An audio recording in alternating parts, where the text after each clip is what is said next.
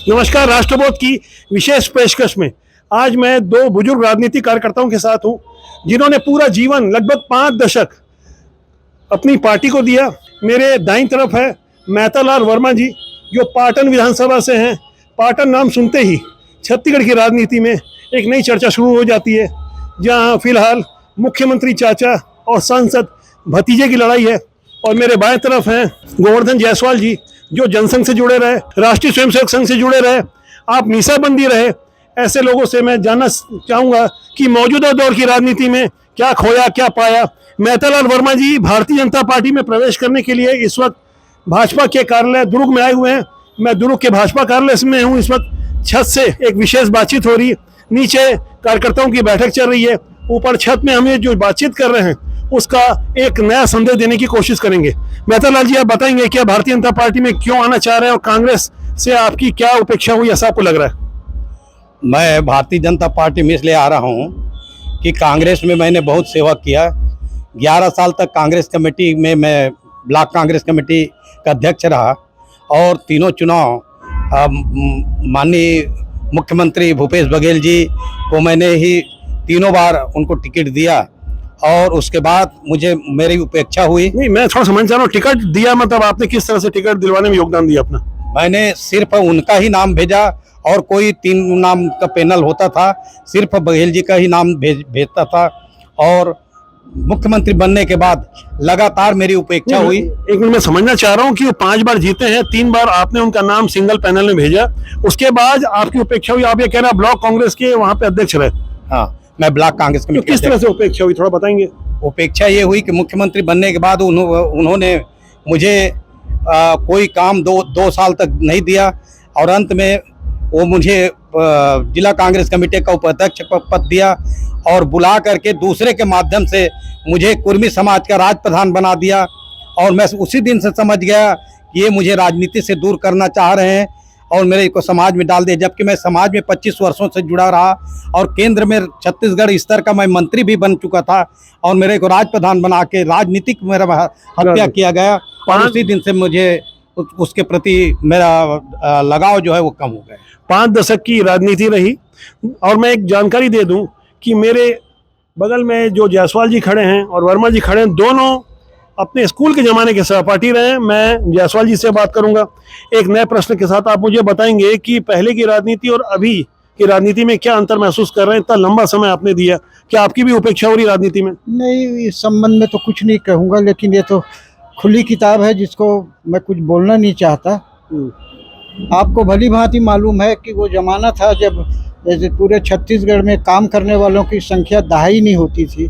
मैं कुशाभाऊ ठाकरे के ठोला रहा हूँ, पूर्णकालिक रहा हूँ और पूरा टिकट वितरण बहुत सारा उस समय पर। आज दुर्ग की सड़कों में साइकिल चलाते हुए आपको देखा जाता है और जो नए कार्यकर्ता हैं काफी महंगी कारों में घुमा करते हैं, तो कहीं आप इसको कुछ तुलनात्मक रूप से कहीं उपेक्षा महसूस करते हैं? मैं तो निंदा स्तुति उभय समाना, जहाँ तक देखे धैर्य धनुबाना, मन क्रम वचन राउर चेरा राम करो तिनके उर डर। अच्छा, ये जो आपकी प्रतिबंध।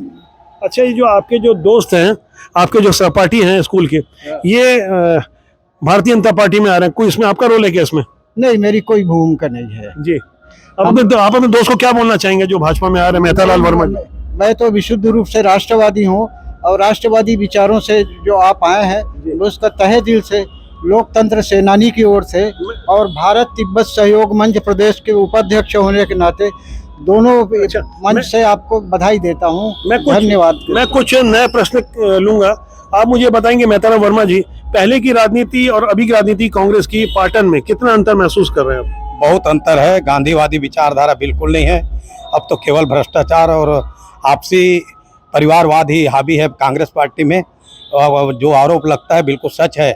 हमारे पीछे में बैठते थे एक ज़माने में जितेंद्र साहू जी, जो आज प्रदेश कांग्रेस कमेटी के वो महामंत्री और अखिल भारतीय कांग्रेस कमेटी में गए और उनको पश्चिम बंगाल का एक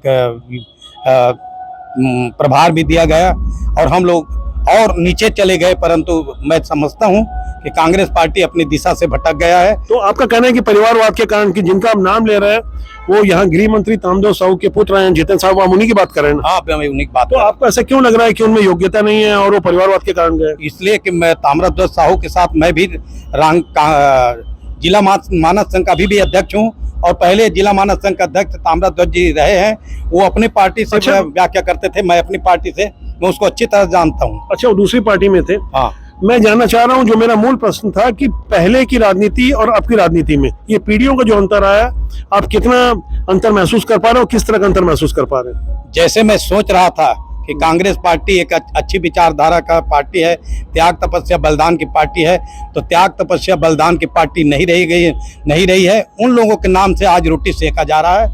ये लोग उसके रास्ते में किसी प्रकार नहीं चल रहे हैं, इसलिए मुझे हरास हुआ। और जो लोग काम करते हैं उनकी उपेक्षा होती है, ये उनकी जबरदस्ती है। मैं आपकी तरफ आऊँगा, एक बार मैं फिर से जायसवाल जी से चर्चा करूँगा। मुझे एक जानकारी देंगे कि जब लगातार आपको कोई दायित्व तो फिलहाल नहीं दिया गया अभी भाजपा में? नहीं, मैं तो चाणक्य की भूमिका वाला हूँ, मुझे दायित्व पर, हम तो प्रसाद बांटने वाले हैं, लेने वाले नहीं हैं। लेकिन छत्तीसगढ़ अलग होने के बाद में मेरा पतन हुआ है, और इसमें तो कितना साल हो गया? अपनी राजनीतिक आयु बताएंगे, कब से आप क्या क्या काम करते रहे? मैं तो 18 साल से की उम्र से आपातकाल में जेल में रहा, 13 बार जेल गया, आरडी देवरस आयोग से भी जीता, एक बार ताराचंद भैया, मैं और ये ताराचंद साहू जी की बात कर रहे हैं जो प्रदेश भाजपा अध्यक्ष रहे और सांसद रहे। हाँ हाँ, तो उसके बुनियाद में मैं ही हूँ। हम लोग एक बार सजा याफ्ता भी हैं। कौन से मामले में? वो रोड रोकने वाली जो मामला है, वो घनाराम साहू, मैं और ताराचंद साहू तीनों एक जन, और अभी तक के मैं 13 बार जेल गया हूँ। लेकिन छत्तीसगढ़ अलग होने के बाद में मेरा पतन हुआ है, और मेरा जो मूल्यांकन होना चाहिए, उसके बावजूद भी आप पार्टी के साथ जुड़े हुए हैं, कोई आपको शिकायत नहीं? मैं जो जुड़ा हूँ वो विचारों से जुड़ा हूँ। आप भली भांति जानते हैं राष्ट्रवादियों का यानी लेना देना एकात्म मानववाद से है, यानी उपेक्षा से आपको कोई शिकायत नहीं? कोई शिकायत नहीं है। अब जो जैसा करते हैं वो करें। मैं तो एकात्म मानववाद का पोषक हूँ, जहाँ एकात्म मानववाद है वहाँ मैं हूँ। आवत होगा। लेकिन मुझे इस बात का दुख है। राजनीति से जुड़ी इस बातचीत की अंतिम कड़ी में एक मैं प्रश्न लेना चाहूंगा। मेहता राम जी, आप जाते जाते, अभी थोड़ी देर बाद आपका भाजपा प्रवेश होने वाला है, आप क्या कहना चाहेंगे, क्या नया देना चाहते हैं भारतीय जनता पार्टी? मैं भारतीय जनता पार्टी का पुनः सरकार आए।